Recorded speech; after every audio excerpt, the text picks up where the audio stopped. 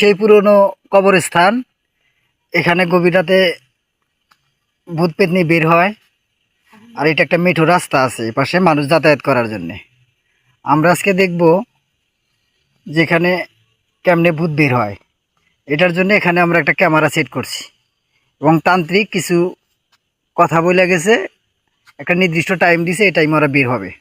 এটা আসলে আমরা দেখব। এটাই হচ্ছে অনেক পুরনো কবর এটা।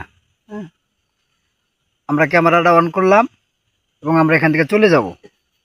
দেখি কখন বের হয়, কোন সাইড থেকে বের হয়, এটা দেখবো শুধু। আসলে ভুয়া কবিরাজ নাকি আসলে এখানে ভূত নেই।